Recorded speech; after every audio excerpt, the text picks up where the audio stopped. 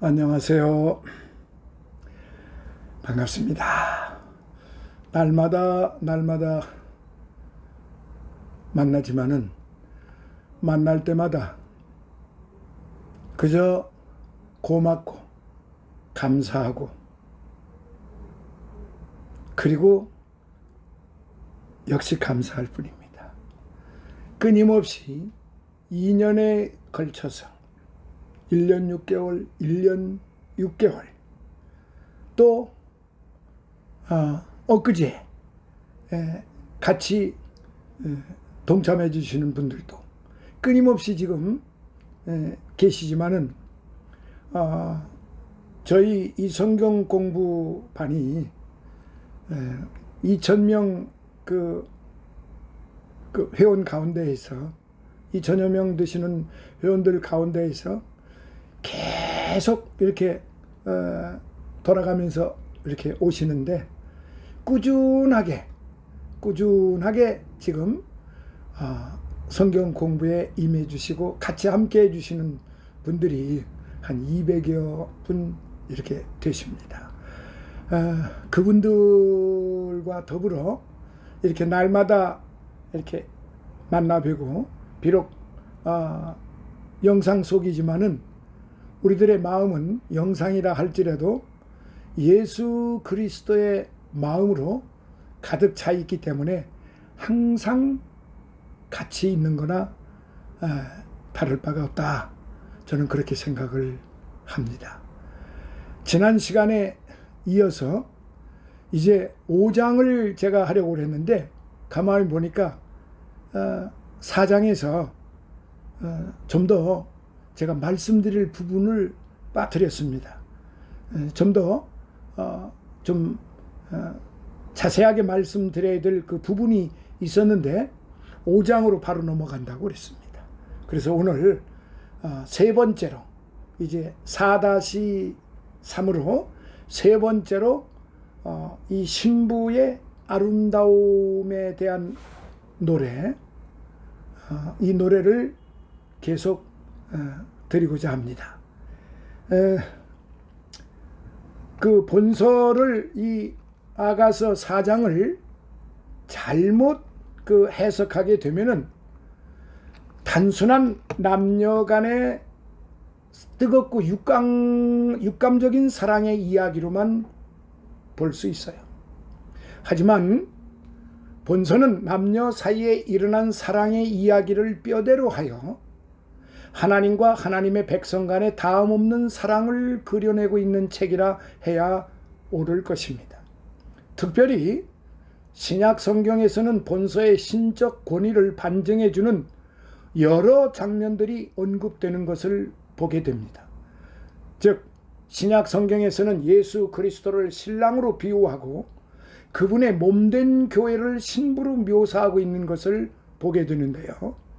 예수 그리스도 자신도 이러한 사실을 확인하시는 의미에서 예수님 자신을 신랑으로 비유하신 적이 있으시고 마태복음 25장 1절로부터 13절에요. 또 요한계시록 3장 20절에서는 주님의 신부들에 대한 권유로서 볼지어다 내가 문 밖에 서서 두드리노니 누구든지 내 음성을 듣고 문을 열면 내가 그에게로 들어가 그로 더불어 먹고 그는 나로 더불어 먹으리라 하신 말씀 계십니다.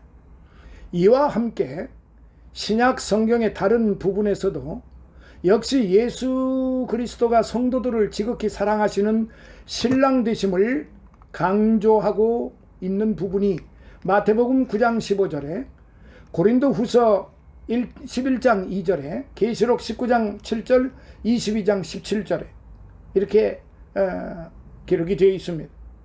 한편 이러한 맥락에서 본문에 제시된 신부의 아름다운 육체에 대한 찬사는 단순히 육감적이고 호색적인 입장에서 그려놓은 것이라고 보아서는 결코 안 됩니다. 오히려 이러한 묘사는 그리스도의 순결한 신부된 교회와 그 교회에 속한 성도들의 지순한 신앙과 순결한 인격과 아름다운 삶 전체를 모두 포함하여 묘사한 것이라 봄이 옳다. 저는 그렇게 생각을 하고 또 많은 학자들이 그렇게 표현을 하고 있습니다. 그런데 이 말씀을 달리 좀 어설프리 다시 말씀드리면은 육감적으로 쾌락적으로 이렇게 풀어서 성도들에게 오해를 불러일으키는 경향이 과거로부터 현재도 그렇지만은 많이 있습니다. 그러나 결코 이것은 그 자신들의 안드로포스 자기 중심대로 자기 생각대로 그 표현을 하면서 이게 성경적이라고 그렇게 욱박지르는 형태로 가는 그런 경향들이 있는데 그건 결코 바람직하지 못하고 옳지 못하며 또 그렇게 해서는 안 됩니다.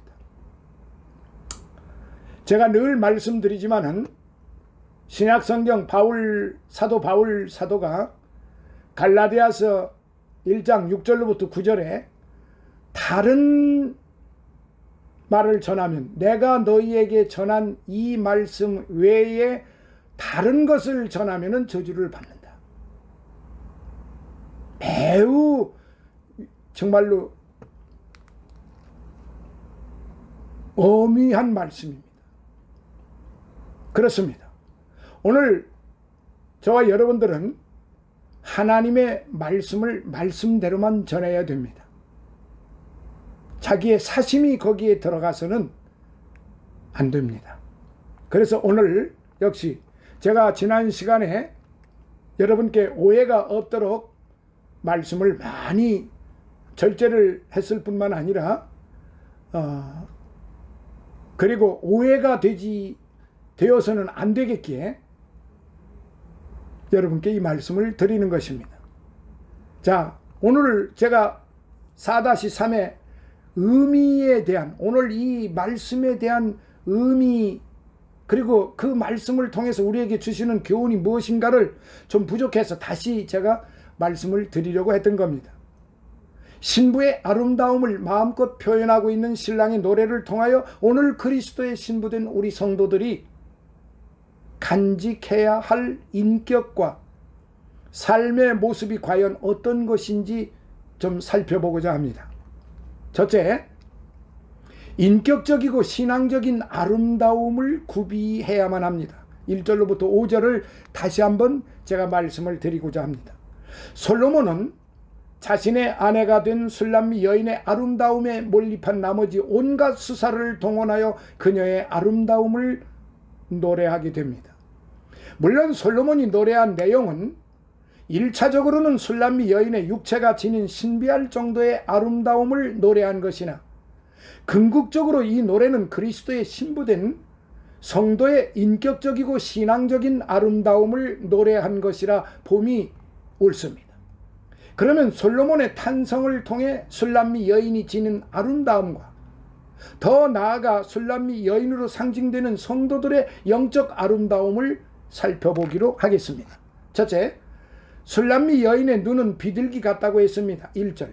이는 온유하고 순결하여 오직 하나님만을 바라보는 맑은 영안을 가졌음을 암시하는 표현입니다. 둘째, 머리털은 길르앗산 기슭에 누운 무리 염소 같다고 했습니다. 이는 긴 머리를 가진 술람미 여인의 아름다운 자태를 칭찬한 것으로 영적으로는 순종의 미덕과 그 인격의 도덕적 아름다움을 나타내고 있는 겁니다. 셋째, 이는 목욕장에서 나온 털 깎인 암양 같다고 했습니다. 이는 술람미 여인의 치열이 매우 고르고 그 색깔이 매우 희어 보기에 빛나는 상태를 가리키는 것으로 결국 성도의 순결과 빛나는 인격 및 질서와 조화로운 삶을 나타낸 표현이기도 합니다. 그리고 넷째, 입술은 홍색실 같다. 입술은 홍색실 같고 입은 어여쁘다고 했습니다. 술람미 여인의 탐스럽고 생기 넘치는 입술을 강조한 표현으로 이는 홍색실이 구원을 상징하는 것처럼 성도는 그 입을 벌릴 때마다 죽음의 악취를 내뿜을 것이 아니라 항상 생명과 구원의 메시지가 넘쳐나야 함을 암시한다고 보겠습니다. 그리고 다섯째, 너울 속에 빼앗은 석류 한쪽 같다고 했어요. 이는 하나님을 향한 성도의 속심령이 아름답고 싱그러우며 그 얼굴에서는 늘상 사랑의 향내가 넘쳐나야 함을 상징한다고 하겠습니다. 시편 51편 6절에. 여섯째, 목은 군기를 두려고 건축한 다윗 망대 같다고 했습니다. 망대는요, 전쟁 시 적군의 침입을 감시하고 유사시 피난처로 삼기 위해 건립된 것입니다. 결국 이는 아직 사내를 가까이 근접시키지 않은 술람미 여인의 순결성을 부각하는 것으로 성도의 영적 순결의 필요성을 역설한 것으로 볼 수 있습니다. 일곱째, 두 유방은 백합화 가운데에서 꿀을 먹는 쌍태노루 새끼 같다고 했습니다. 이는 술람미 여인의 아직 처녀로서의 자그맣고 고른 유방을 묘사한 것입니다.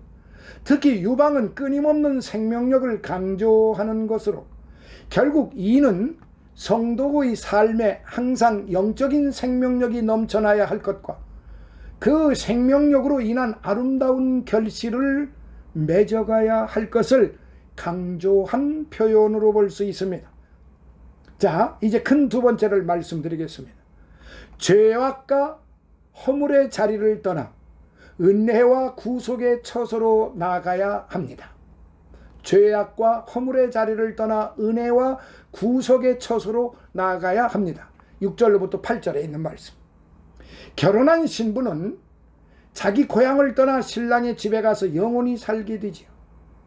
마찬가지로 술람미 여인은 솔로몬과의 결혼으로 인해 이제 정들었던 고향 땅인 팔레스틴 북쪽 지형에서 떠나야만 했어요. 한편 술람미 여인의 고향은 헤르몬산 근처인 것으로 추정이 되는데요. 본문에서는 문학적인 풍부성을 더욱 돋우기 위해 헤르몬산 부근의 여러 지명들, 레바논, 아마나, 스닐 등으로 거명한 것을 보게 됩니다. 어쨌든 술람미 여인은 더 이상 헤르몬산에 머물러 있어서는 안 되었고 신랑을 쫓아 사랑의 향기와 생명의 환희가 넘쳐나는 몰약산과 유향의 작은 산으로 나가야만 했어요. 이러한 사실은 영적으로 우리 성도들에게 깊은 의미를 주고 있어요. 즉 우리 성도들은 예수 그리스도를 신랑으로 영원히 영접한 즉시 더 이상 이전 자신이 살아왔던 죄악과 허물의 처소에 집착해 그것에 머물러 있어서는 안 된다는 거죠. 오직 모든 것을 떨쳐버리고 그리스도께서 초대하시는 거룩한 나라와 경건한 삶으로 나가야만 된다. 이 말씀입니다. 제가 물 좀 한 잔 먹겠어요.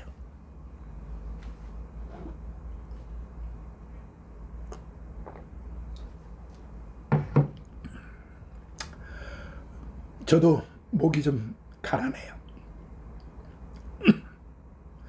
물론 이런 삶의 자리를 이동하는 데는 단지 각자의 결단과 의지가 요청이 되지만 그렇다고 전적으로 자기 힘만으로 되는 것은 아니에요.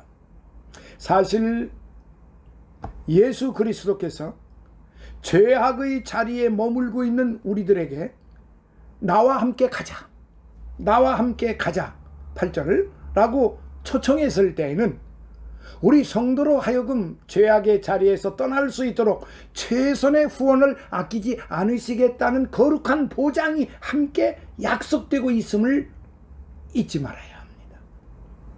정녕 우리는 그 누구도 주 예수님의 도움 없이 그분의 영, 곧 성령의 이끄심이 없이는 죄악의 세상에서 온전히 떠날 수는 없어요. 자, 이제 큰 세 번째를 보겠습니다. 신랑 되신 그리스도를 만족시켜드리는 삶의 향기가 품어나와야 한다는 사실입니다. 9절로부터 16절에 결혼은 서로에게 대한 인격적 감화력과 친화력이 있을 때 가능합니다. 정녕 상대방에 대한 아무런 끌림이나 상대에게서 아무런 향기를 맡지 못한 상태에서 결혼한다는 것은 억지에 불과합니다. 그런 점에서 볼 때 그리스도의 신부된 성도들은 그리스도에 대한 진한 사랑과 그분 앞에서의 순결하고 온전한 신앙 인격과 그분이 기뻐하실 만한 삶의 향기가 뿜어져 나와야 한다는 것이지요. 그리고 늘상 그리스도를 기쁘시게 해드릴 일이 무엇인지, 신랑을 기쁘시게 해드릴 일이 무엇인지를 생각하며 그분을 영화롭게 해드리기 위하여 온 몸과 온 정성을 다하여 드릴 수 있어야 한다는 것이지요. 물론 그렇다고 해서 우리가 완벽하게 그리스도를 기쁘게 해드릴 수 없고 그분을 끌만한 인격과 신앙을 갖출 수 있는 것은 아닙니다. 정녕 우리는 비록 보잘것없고 내세울 것 없는 사랑을 그분께 드릴지라도 초월한 사랑을 지니신 그리스도께서 그 큰 사랑으로 우리를 크게 보시고 우리의 보잘것없는 헌신과 충성을 귀하게 보시는 거예요. 어쨌든 우리는 비록 조그마하고 보잘것없는 충성과 헌신일지라도 그것을 온전히 들여서 그리스도께서 기뻐하시는 아름다운 신앙의 인격의 향기를 마음껏 뿜어내야만 하는 것입니다. 고린도후서 2장 15절에 한번 보세요. 자, 그러면 끝으로 이 말씀에 대해서 오늘 우리가 어떻게 적용하며 우리가 어떻게 살아가야 할 것인가?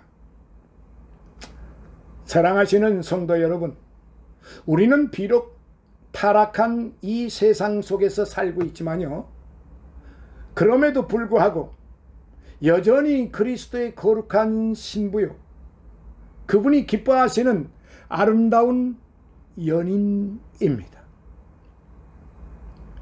따라서 우리는 죄악된 이 세상 삶에 찌들려 살거나 이 세상의 악한 풍습을 쫓아 살아서는 안 됩니다.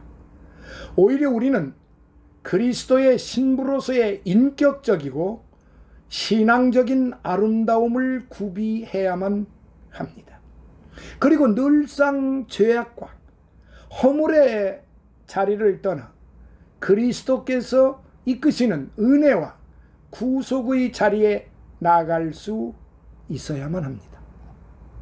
뿐만 아니라 항상 신랑 되신 그리스도를 만족시켜 드리고 그분을 기쁘시게 해드리는 삶의 향기를 마음껏 뿜어내야만 하는 것입니다. 오늘 우리는 과연 신랑 되신 예수 그리스도께서 참으로 고귀하게 여기시는 아름다운 신부로 살아가기를 원하십니까? 그러면 지금 이 시간 주님 앞에 아멘으로 화답을 하시죠. 주님은 바로 이것을 원하십니다. 그 어떤 조건도 필요 없는 것, 그 어떤 제약도 어떤 기적도 필요가 없습니다.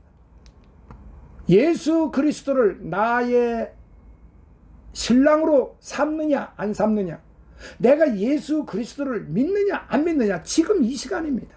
우리 믿으시는 분들이야 이미 그 과정을 거쳤지만 지금 이 시간 혹 한 분이라도 이 말씀을 들으시면서 아직 믿음을 소유하지 못하고 신앙생활은 오래 한 것 같은데 예배당에는 오래 가서 10년이고 20년이고 30년이고 오래 다녔으나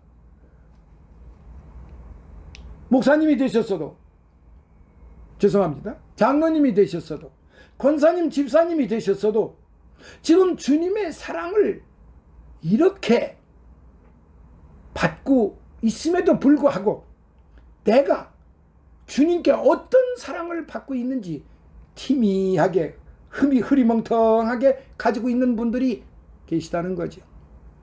천국은 그때 가봐야 안다는 둥.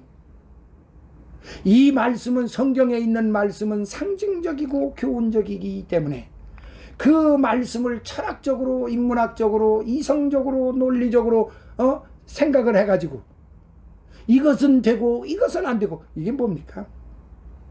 주님은 우리를 사랑하시는데 이것은 되고, 네가 간음한 죄는 안 되고, 네가 도둑질한 거는 되고, 주님은 이렇게 저렇게 구분하시지 않으셨어요.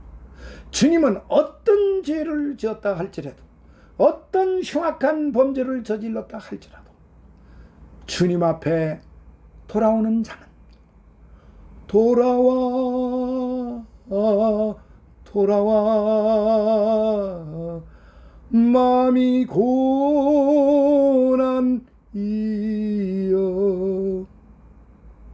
마음이 고난이여. 마음이 고나면서도 뭘 그걸 그렇게 감추려고 그러십니까? 내 마음은 지금 돌짝밭으로 가득 차 있는데, 내 마음은 가시 밭으로 가시 가득 차 있는데, 가시가.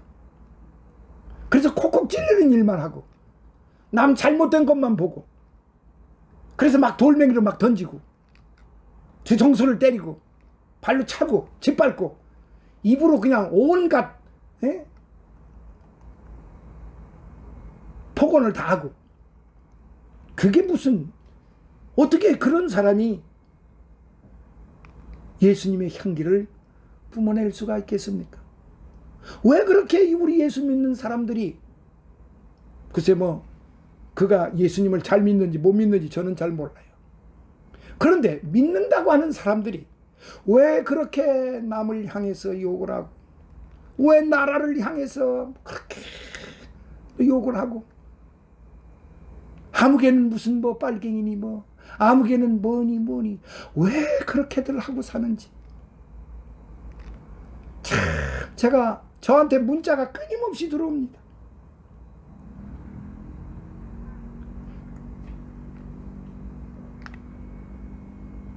이래서는 안 됩니다.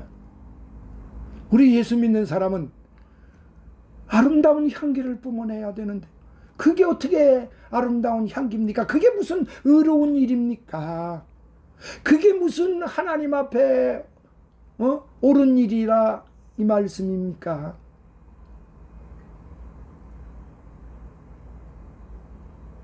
이래서는 안 됩니다.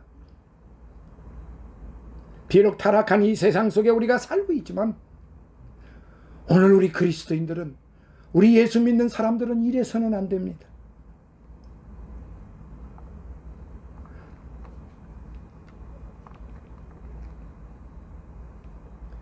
이런 사람들이 있게 되면은, 이런 사람들이 곧 포도원을 허는 작은 여우들입니다. 이 작은 여우를 잡으라 그랬습니다. 이 작은 여우를 잡지 않으면 점점 구멍이 커지고 다 포도밭을 파헤쳐 놔가지고 결국은 포도밭 전체를 다 망쳐놓고 마는 것입니다. 이런 일들이 지금 우리가 살고 있는 이 시대에 하나님의 몸된 교회라고 하는 곳에서 쉬지 않고 일어나고 있다는 사실은 너무나도 안타까운 일입니다. 다 신랑 되신 예수님의 향기를 뿜지, 그 향기를 품고 있지를 않기 때문에 그렇습니다. 아침하늘 풍겨내니 어떻게 신랑이 기뻐하시겠습니까? 사랑하시는 성도 여러분, 사랑하시는 우리 표치님들, 그리고 해외에 계신 우리의 동포 여러분, 캘리포니아, 시카고, 콜로라도, 미시간, 중국에, 필리핀에, 일본에, 중앙아시아에, 방글라데시에, 인도네시아에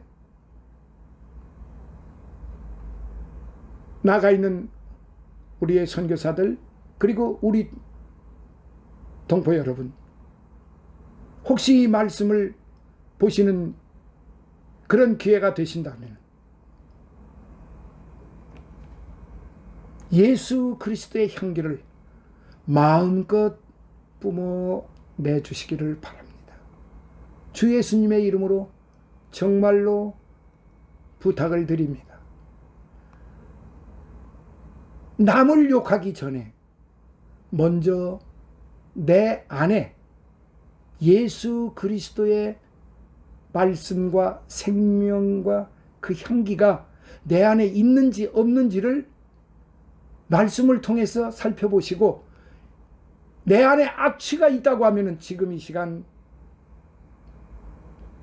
회개하시고 예수 그리스도의 향기로 다시 목욕을 하세요. 다시 예수 그리스도의 말씀으로 다시 깨끗함을 받으시고 용서함을 받으시고, 지금 이 시간부터는 오직 예수 그리스도의 그 사랑의 향기만을 뿜어내시는 저와 여러분이 되시기를 예수님 이름으로 축원합니다. 오늘의 이 말씀을 이제 통해서 4장을 마무리를 하면서 저와 함께 하시는 여러분 모두에게 하나님의 극진하신 사랑하심과 성령님의 감화 감동 내주 충만 교통하심과 그 인도하심이, 예수님의 그 무한하신 은혜로우심이, 그 사랑하심이 여러분과 여러분 가족들과 늘 함께 하시기를 예수님의 이름으로 기도합니다. 감사합니다. 다음 5장에서 이제 다시 만나 뵙도록 하겠습니다. 할렐루야.